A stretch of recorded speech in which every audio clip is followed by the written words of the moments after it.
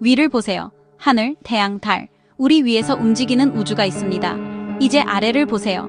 땅은 단단하고 움직이지 않는 것처럼 느껴집니다. 정지 상태 그 자체죠. 하지만 과학은 이 정지된 지구가 실제로는 숨 막힐 듯한 속도로 우주를 가로질러 회전하고 있다고 말합니다. 우리는 과학을 신뢰하기 때문에 이를 받아들이지만 우리의 감각은 정지 상태를 고집합니다. 우리가 들은 것과 우리가 느끼는 것 사이에 이러한 불일치는 흥미로운 수수께끼입니다. 탐구해 봅시다. 우리는 우리가 아는 것을 어떻게 알게 될까요? 관찰과 해석의 차이는 무엇일까요? 부정하기 위함이 아니라 우리의 회전하는 세상을 더 깊이 이해하기 위해 질문하는 저와 함께 하세요. 과학은 직관이 아닌 증거를 바탕으로 지구 자전의 증거를 제시합니다. 밤과 낮, 태양이 우리 주위를 도는 것이 아니라 지구가 자전축을 중심으로 회전하기 때문입니다. 별의 궤적, 장노출 사진은 북극성을 중심으로 한 호를 보여주는데 이는 우리 자신의 자전 결과입니다.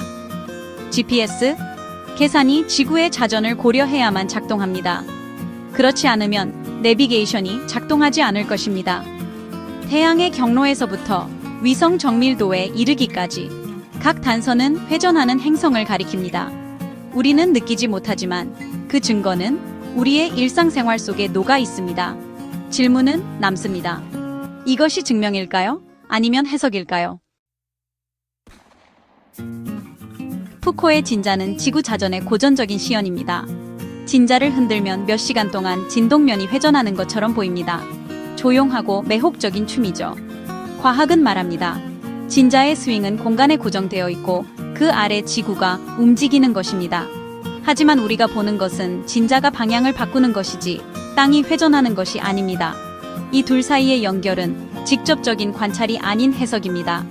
그림자를 보고 그림자를 들이우는 물체를 추론하는 것처럼 우리는 진자의 움직임에서 지구의 자전을 추론합니다. 아름다운 증거이지만 항상 직접적인 경험과는 한 단계 떨어져 있습니다.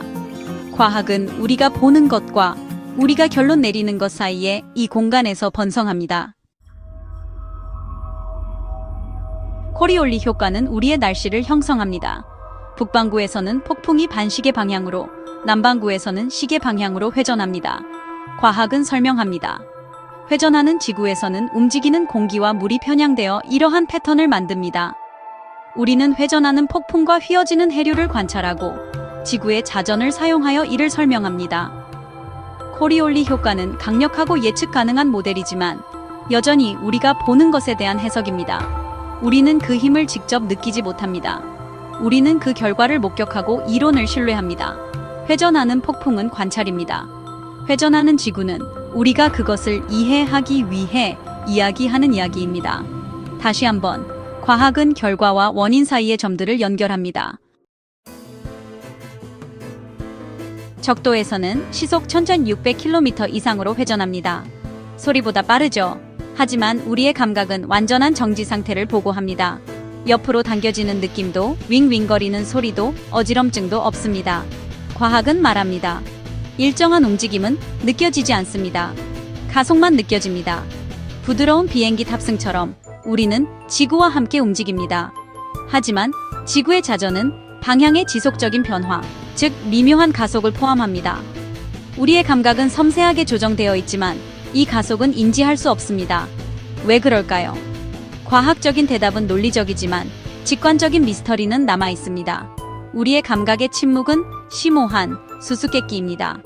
우리는 회전하는 세상에 살지만 그 움직임을 전혀 느끼지 못합니다. 회전하는 놀이기구를 타면 즉시 그 힘을 느낍니다. 몸이 회전하고 있다는 것을 알죠. 비행기에서는 이륙과 착륙을 감지하지만 순항 속도에서는 움직임이 의식에서 사라집니다. 지구의 자전은 어떤 놀이기구나 제트기보다 훨씬 빠르지만 우리는 아무것도 느끼지 못합니다. 밖으로 향하는 힘도, 어지럼증도, 진동도 없습니다. 그저 완벽한 정지 상태뿐입니다. 주장 지구의 자전은 너무 부드러워서 알아차릴 수 없습니다.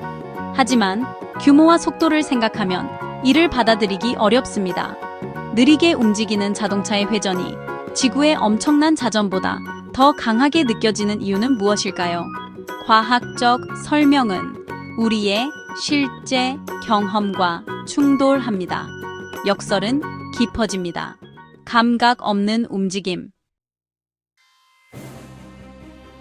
우리 행성은 자전하고 태양 주위를 공전하며 은하계를 가로지르며 움직입니다. 움직임 속에 움직임이 있는 거죠. 하지만 낮과 밤의 주기는 완벽하게 규칙적으로 유지됩니다. 매일 24시간이죠.